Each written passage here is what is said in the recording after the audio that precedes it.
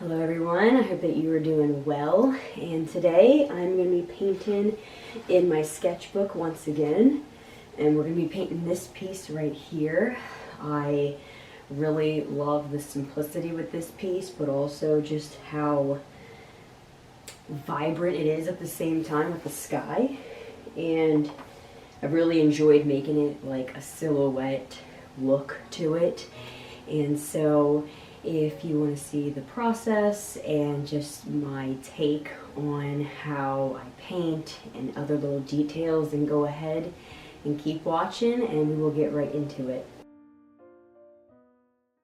So here I am starting off with blue for the sky, and this is going to be for the top part, and I'm also bringing the blue down farther into the sky so that it can have a base color for when I go and add the yellow and orange on top of it. And I kind of played around a lot when I was creating this sunset or sunrise, however you want to view it. And I will admit, I really had no idea what I was doing at one point. I was kind of messing around with the colors and just different directions of how the paint brushes or the paint strokes were going on the brush. Because I didn't want to create too many noticeable brush strokes in this piece in particular. I kind of wanted it to be more blended together. And so that's why you're going to see here in a bit, I switch from this bigger brush into a smaller brush because the paint kept grabbing onto the brush and I couldn't really not mix it correctly, because then the previous paint would just keep grabbing onto the brush and moving it around. And I guess I could have waited for the paint to completely dry as I kept adding layers and layers and layers, but to kind of speed the process up, I did grab a smaller brush. And so right here, I am putting the blue, as I was saying, on top, and then the orange down below. And I am not going to mix it, not quite yet. It's going to be mixed a little bit later on. And I really enjoy Impressionism styled type of art. And so that's kind of what I'm doing here when I go and blend the orange a bit more into the blue.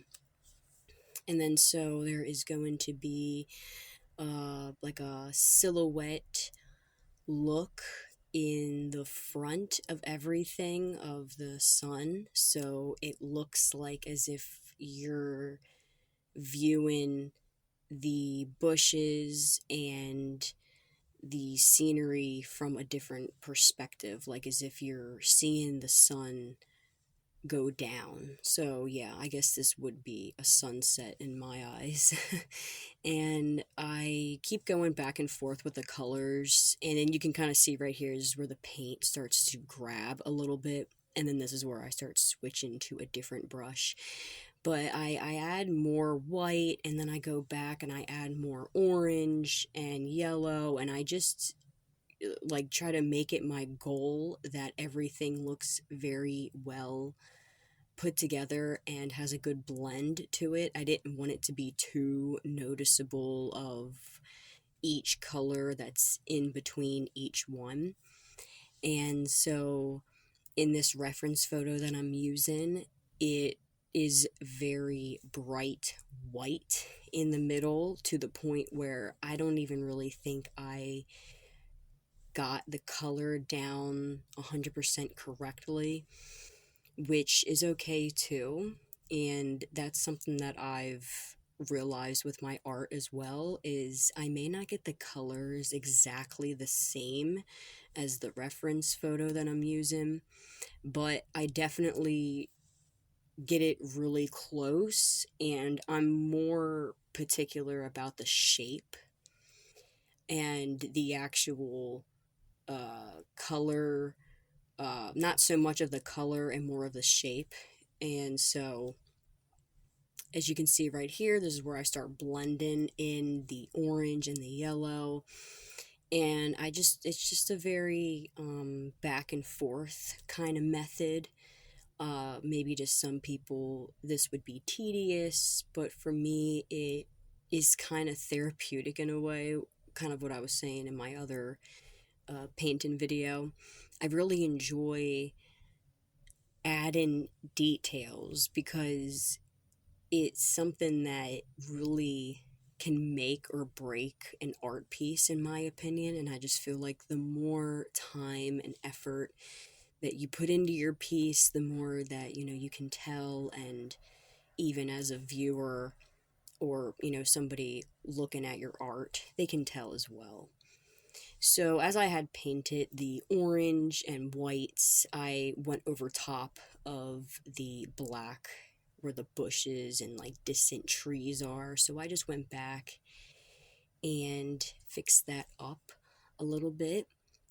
And I also am going to be adding other things with black too. But before I get into that, I wanted to fix up the blue a little bit because that's another color that I didn't get exactly the same.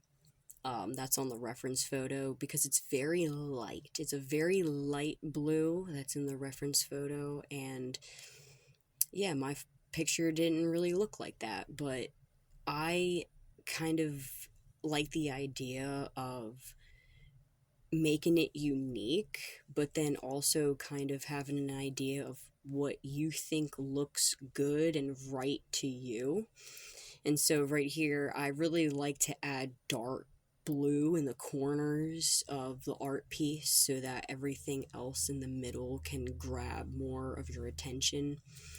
And so, yes, this is the part right here where I'm quote unquote blending the colors in. And I just went with a dark orange, and then I'm going over top with a lighter and lighter and lighter color.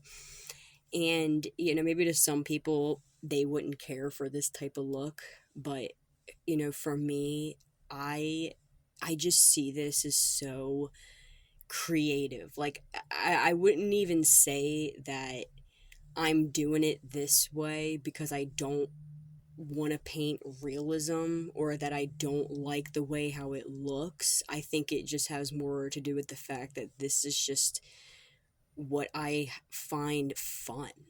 I just love the look how it's just different and it doesn't look exactly like the photo. I don't know. I just love that look.